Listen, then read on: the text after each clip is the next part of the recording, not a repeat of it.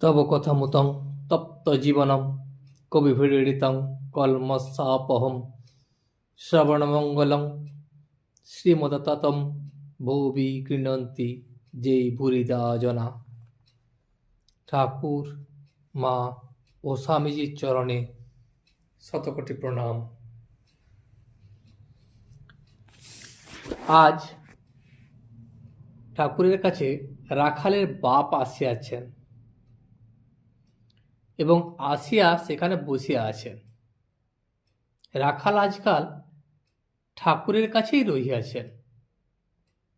রাখালের মাতা ঠাকুরানীর পরলোক প্রাপ্তির পর পিতা দ্বিতীয় সংসার করিয়াছেন। রাখাল এখানে আছেন, তাই তার পিতা মাঝে মাঝে তাকে দেখিতে আসেন। তিনি ওখানে থাকতে তার বিশেষ আপত্তি করেন না। ইনি সম্পূর্ণ বিষয়ী লোক। মামলা মোকদ্দমা সর্বদাই তাকে করতে হয়। সেজন্য ঠাকুর শ্রীরামকৃষ্ণের কাছে অনেক উকিল, ডেপুটি ম্যাজিস্ট্রেট, বিভিন্ন বড় বড় লোক আসেন। রাখালের পিতা তাহাদের সঙ্গে আলাপ করিতে মাঝে মাঝেই আসেন। তাহাদের নিকট বিষয়কর্ম সম্বন্ধে তিনি অনেক পরামর্শ পাইবেন। ঠাকুর শ্রীরামকৃষ্ণ মাঝে মাঝে রাখালের বাপকে দেখিতেছেন। ঠাকুরের ইচ্ছা রাখাল তার কাছে দক্ষিণেশ্বরে থাকিয়া যান। ঠাকুর রাখালের বাপ এবং অন্যান্য ভক্তদিকে বলিতে লাগিলেন, আহা, আজকাল রাখালের স্বভাবটি কেমন হয়েছে, ওর মুখের দিকে তাকিয়ে দেখো, দেখতে পাবে মাঝে মাঝে ঠোঁট নড়ছে আর অন্তরে ঈশ্বরের নাম জপ করে কিনা, তাই ঠোঁট নড়ে। এসব ছোকরারা সব নিত্য সিদ্ধের থাক। এরা সবাই ঈশ্বরের জ্ঞান নিয়েই জন্মেছে। একটু বয়স হলেই বুঝতে পারে যে সংসার গায়ে লাগলে আর রক্ষা নাই। বেদেতে একরকম পাখির কথা আছে, সে হলো হোমা পাখি। সে পাখি আকাশেই থাকে, সে মাটির উপর কখনো আসে না। তা আকাশে ডিম পাড়ে, ডিম পড়তে থাকে, কিন্তু এত উঁচুতে পাখি থাকে যে তা পড়তে পড়তে ডিম ফুটে যায়। তখন পাখির ছানা বেরিয়ে পড়ে, সেও পড়তে থাকে, কিন্তু তখনও এত উঁচু যে পড়তে পড়তে ওর পাখা ওঠে, ও চোখ ফুটে। তখন সে দেখতে পায় যে আমি মাটির উপর পড়ে যাব, আর মাটিতে পড়লেই মৃত্যু অবধারিত।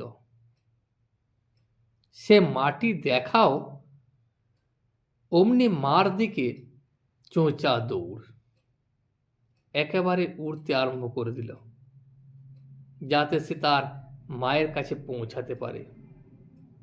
এক লক্ষ্য তার মার কাছে যাওয়া। এইসব ছোকরারা ঠিক সেই রকম। এরা ছেলেবেলায় সংসার দেখে ভয়, এক চিন্তা কিসে মায়ের কাছে যাব, অর্থাৎ কিসে ঈশ্বর লাভ হয়। আর যদি বলো বিষয়ীদের মধ্যে থাকা, আবার বিষয়ীদের ঔরসে জন্ম, তবে এমন ভক্তি, এমন জ্ঞান হয় কেমন করে? তারও মানে আছে। যদি 20টা কুড়ে ছোলা পড়ে থাকে, তাহলে তাতে ছোলা গাছই হয়। সে ছোলাতে কত ভালো কাজ হয়, কিন্তু 20টা কুড়ে পড়েছে বলে কি অন্য গাছ হবে? আহা, রাখালের স্বভাব আজকাল কেমন হয়েছে! তা হবে নাই বা কেন? ওল যদি ভালো হয় তার মুখেটিও ভালো হয়। যেমন বাপ তার তেমনি ছেলে। মাস্টার গোপনে কিরিন্দকে বলিলেন, সাকার নিরাকারের কথাটি ইনি কেমন করে বুঝিয়ে দিলেন। বৈষ্ণবেরা বুঝি কেবল সাকার বলে। তখন গিরীন্দ্র বলিল, তা হবে, ওরা একটু একঘেয়ে। মাস্টার আবার বলিল, নিত্য সাকার, তা আপনি বুঝেছেন? স্ফটিকের কথা আমি ওটা ভালো বুঝতে পারিনি। শ্রীরামকৃষ্ণ মাস্টারকে বললেন, হ্যাঁ, তোমরা কি বলা বলি করছো? মাস্টার ও গিরীন্দ্র একটু হাসিয়া চুপ করিয়া রহিলেন। বিন্দেজি রামলালকে বলিলেন, ও রামলাল, এই লোকটিকে এখন খাবার দেও। আমার খাবার না হয় পরেই দিও। ঠাকুর তখন বলিলেন, বৃন্দেকে এখনো খাবার দেয় নাই? অপরাহ্ন হইল। অপরাহ্নে ভক্তেরা পঞ্চবটীমূলে কীর্তন করিতেছেন। ঠাকুর শ্রীরামকৃষ্ণ তাহাদের সহিত যোগদান করিলেন। আজ ভক্ত সঙ্গে মার নাম কীর্তন করিতে করিতে তিনি আনন্দে ভাসিলেন। শ্যামাপদ আকাশেতে মন ঘুড়িখানা উড়িতেছিল। কলুষের কুবাতাস পেয়ে গোপ্তা খেয়ে পড়ে গেল। মায়া কান্নি হলো ভারী, আর আমি উঠাতে নারী। দ্বারা সুত কলের দড়ি, ফাঁস লেগে সে ফেসে গেল। জ্ঞান মুন্ডু গেছে ছিঁড়ে, উঠিয়ে দিলে অমনি পড়ে। মাথা নাই, সে আর কি উড়ে? সঙ্গে 6 জন জয়ী হল। তারা ভক্তি ডোরে ছিল বাঁধা, খেলতে এসে লাগলো ধাঁধা।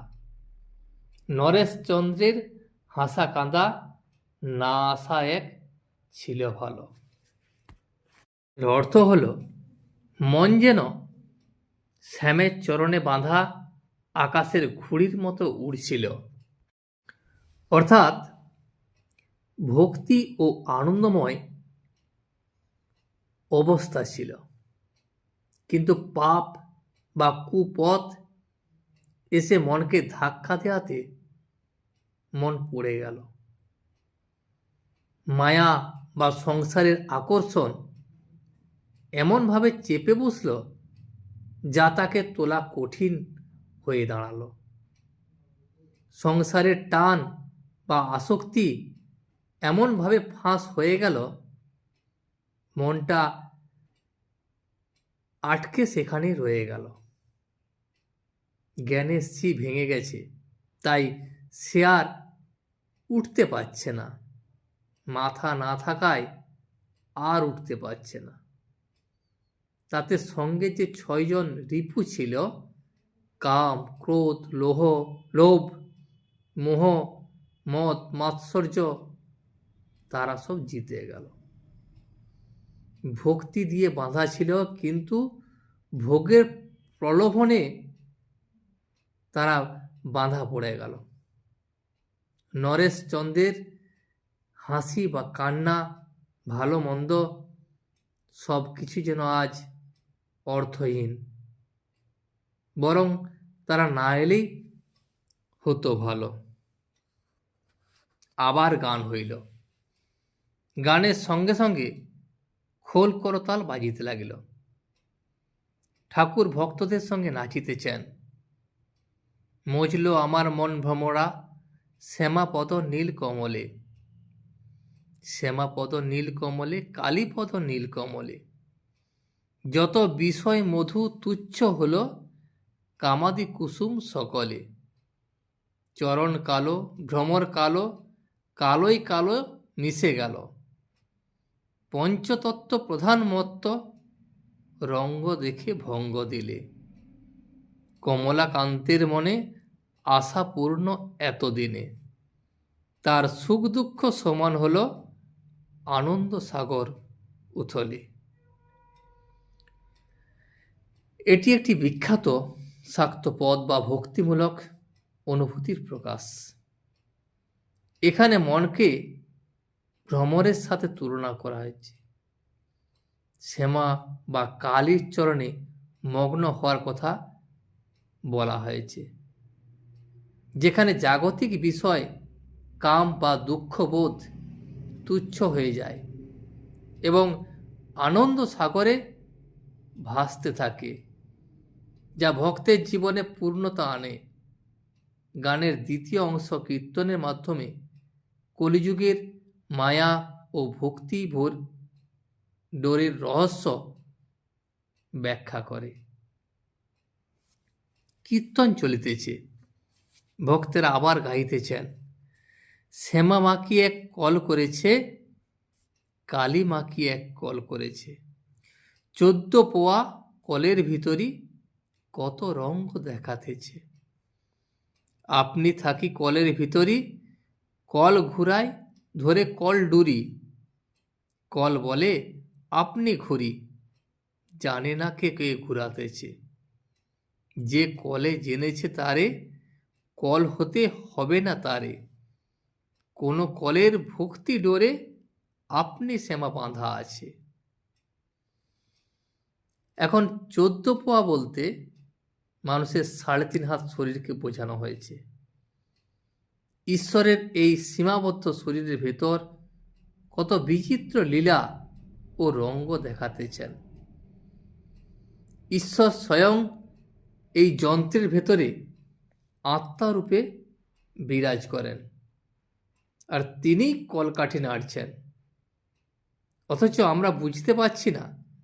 মানুষের অহংকার বা আমি মনে করে যে সে নিজেই সব কাজ করছে। সে বুঝতে পারে না যে চালক আসলে অন্য কেউ। যে ব্যক্তি বুঝতে পেরেছে সে যে ঈশ্বরই সব কিছু করছেন, তাকে আর পুনর্জন্মের চক্রে বা মায়ার বন্ধনে আবদ্ধ হতে হয় না।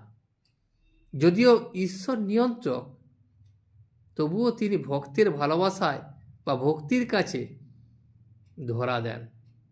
ভক্তি দিয়ে সেই জগন্মাতাকে আপন করে নেওয়া যায়।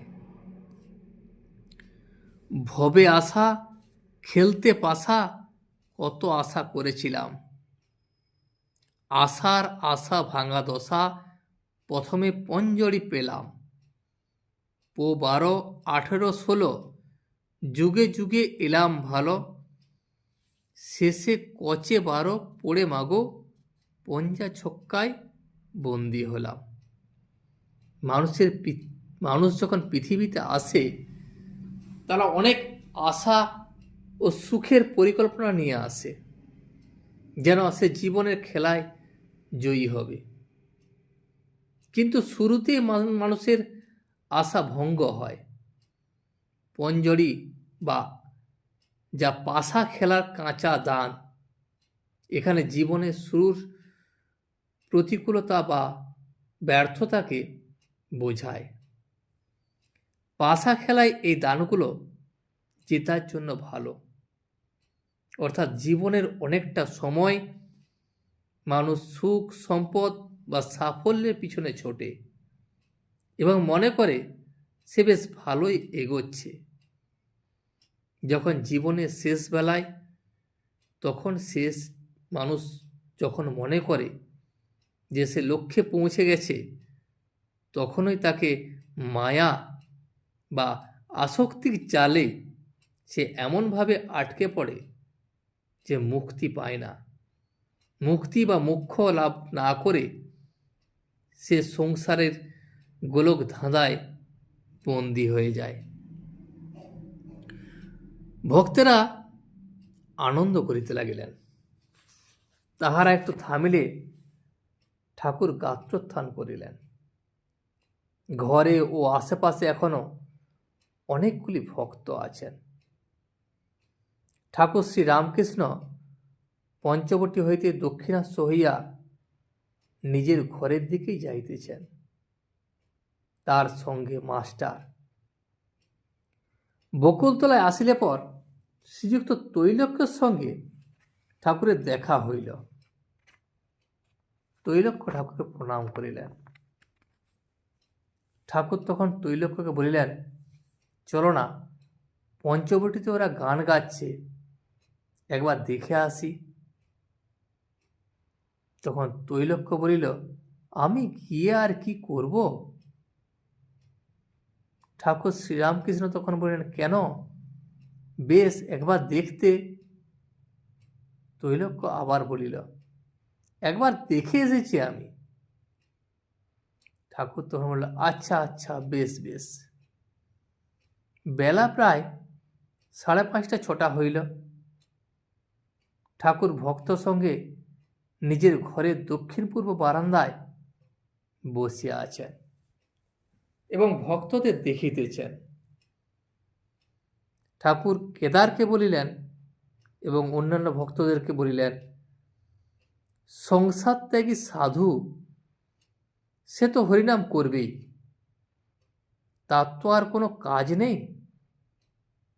সে যদি ঈশ্বর চিন্তা না করে, ঈশ্বর চিন্তা করলেই সেটা এমন কিছু ব্যাপার নয়, সেটা তেমন কিছু আশ্চর্যের বিষয় নয়। সে যদি ঈশ্বর চিন্তা না করে, সে যদি হরিনামও না করে, তাহলে বরং সকলে তাকে নিন্দা করবে। সংসারী লোক যদি হরিনাম করে তাহলে খুব বাহাদুরি আছে। দেখো, জনক রাজা খুব বাহাদুর। সে দুখানি তরবার ঘুরাতো, একখানা জ্ঞান ও একখানা কর্ম। এদিকে পূর্ণ ব্রহ্মজ্ঞান আর একদিকে সংসারের কর্ম করছে।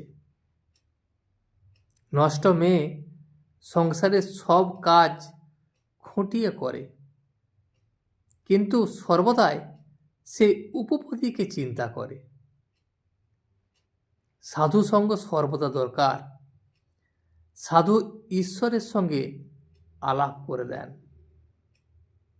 কেদার তখন বলিলেন, আজ্ঞে হ্যাঁ, মহাপুরুষ জীবের উদ্ধারের জন্য আসেন। যেমন রেলের ইঞ্জিন পিছনে কত গাড়ি বাঁধা থাকে, টেনে নিয়ে যায়, অথবা যেমন নদী বা তড়াগ কত জীবের পিপাসা শান্তি করে। এরপর ক্রমে ভক্তেরা গৃহে প্রত্যাবর্তনের জন্য প্রস্তুত হইলেন। একে একে সকলে ঠাকুর শ্রীরামকৃষ্ণকে ভূমিষ্ঠ হইয়া প্রণাম করিলেন ও তাহার পদধূলি গ্রহণ করিলেন। ভবনাথকে দেখিয়া ঠাকুর বলিতেছেন, তুই আজ আর যাস নাই, তোদের দেখেই উদ্দীপন হয়। ভবনাথ এখনো সংসারে প্রবেশ করেন নাই। তার বয়স 19-20, গৌর বর্ণ, সুন্দর দেহ। ঈশ্বরের নামে তার চক্ষে জল আসে।